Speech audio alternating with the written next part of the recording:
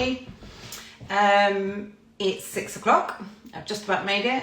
Just finished up cutting up 100 grapes for my child. Just about made it in time, so that's brilliant. If you're live, let me know you're live. Do a hashtag live or whatever it is you need to do. Just get the algorithm going, send me a heart, whatever you can. It just helps other people see the video as well. So today is live 2. It's not as sunny today, feeling a bit low in energy, but let's crack on. So live number 2. Remember, all these lives that I'm doing this week are all here to help you, for me to explain to you what I'm going to be doing next week in the challenge. So everything you see, we will be diving into a bit deeper next week in the challenge. So today with live number 2, why most bakers never make pounds, never make the money. They make money, as in they have a turnover, but they actually are not in profit a lot of the time. And some bakers are actually in a deficit. And it's due to a few things. So today we're going to quickly go through those. But I just want to explain a little bit about this, because let's be honest, most home bakers don't even cover the cost of their gas, water, admin, accounts, sometimes even their ingredients. It's quite hard when you are working in an industry which doesn't value your work, and that sadly is the case for most creatives, and especially if you are in the food industry. So if you're in the food industry, let me know. Oh, I think I see the Spice Girl has joined. Hey, so nice to see you. Thank you so much for popping on, Neela. It's great to see you. But Neela will know, if you're working in the food industry, you often don't get paid the right amount of money. And it's because of many, many things. But let's dive into this a little bit today. Because it's not that your bakes and your cakes aren't good, that your recipes are not good, that your creations are not amazing. It's not that they're not good enough. It's because of 3 big mistakes that most bakers make. And I'm betting that you've done at least one of these. So here's the reality check that we need to look into. When you do the maths, a lot of bakers realise that they're working for a lot less than they imagined. So in my first year, for instance, after doing my tax return and, actually doing my accounts and not just shoving every receipt into a shoebox, I realised that I was working for about £2 an hour. Hi there, thank you very much. I'm good, hope you're well too. Yeah, I worked out that I was working for about £2 an hour. Now, I'm not being funny, but at the time I had 3 young kids. I don't want to work for £2 an hour. I didn't want to work for £2 an hour even if I didn't have kids. Who wants to work for £2 an hour? But that was the reality of not charging properly and not knowing what I was doing in my first year in business. Bear with me. My noisy drink bottle. It's brutal, right? To work out that you've done a whole year, and in that year you've learned a lot and you've spent a lot of money, time, energy building this business. You're being raved about. Everybody loves your cakes, everybody loves your bakes, everybody loves everything that you do. But you've come away at the end of that year and you have worked for £2.15 per hour. Yeah, it stung. It really, really stung. So it's my mission to make sure that people in the food industry, and especially bakers and cake makers and cake artists, don't fall into this trap. Who else feels like they're winging their prices? Let me know. Let me know if you do. It's not your lack of skills, and you don't need a new baking course or a new decorating course either. It's not that people can't afford higher prices either, because believe me, people will find the money for the things that they value. So stop trying to please everyone.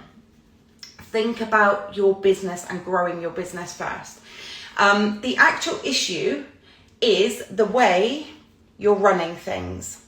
So specifically the businessy things. So as a certified business strategist, this is my jam. This is what I look into and can see where the gaps are in your business.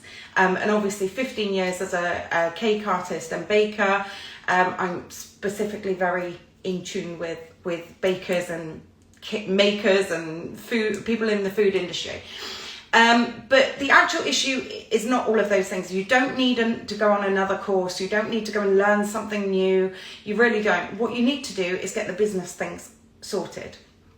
So I want you to be honest with yourself, and feel free to share if you're brave enough. But have you actually added up your hourly rate? Have you worked out, when you take off your outgoings, your if you're a baker, for instance, you take off your ingredients, take off your outgoings, take off all the extra things that you pay out for when you create something, your extra costs, your overheads, and your profit, and that's the key. So taking off all of those things. Do you know, after doing all of that, how much your hourly rate is? Yes or no, let me know. Because here are the three main reasons people in baking businesses don't get anywhere and don't make any money. One is undercharging. So they're pricing based on what feels fair or affordable instead of what's profitable. Number two is they have no sales system. So they're just waiting for word of mouth, praying someone sees you on Instagram, TikTok, Facebook, whatever platform you're using. But just, hiding away and just putting out posts of your bakes and hoping that someone's going to come forward and inquire. And then number three, this is one of the biggest mistakes, is treating your business like a hobby.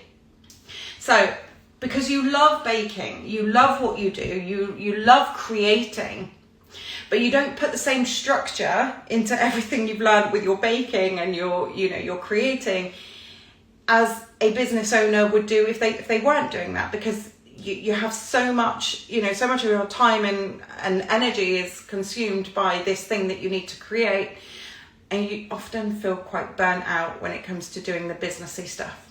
And it's boring for a lot of people. A lot of you are creatives, and if you're a creative, then the business side of stuff can feel quite boring.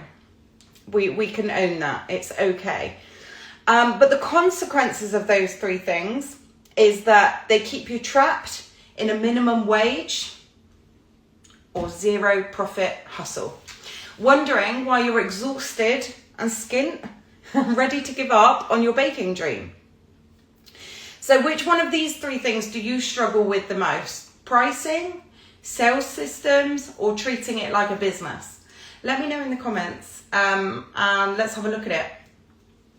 So here's the good news though, because once you start charging properly and you set up a simple sales system, everything changes. That's how you get nearer to the 2K months instead of a 200 month. £200 these days isn't going to do very much, right? So let's start to think of 2K as a minimum that you want to be earning from your business so that it's actually a business. This is exactly what we're going to tackle step by step in the Home Baker to Bake Boss Challenge, starting next Monday, 22nd of September, 10 a.m. in a private community. So you need to go onto my bio, and there's a link on there which has the link to the challenge. Once you're in, you've requested, you'll get an email, and in that email you'll have the link to the challenge group.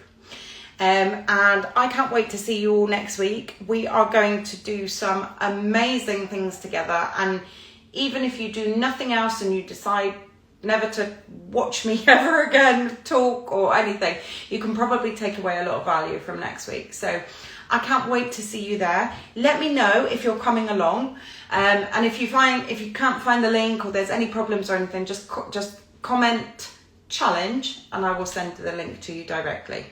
Have a fabulous Tuesday evening, and hopefully tomorrow I'll have a bit more energy and we can do live number 3 together tomorrow, 6 p.m. See you there.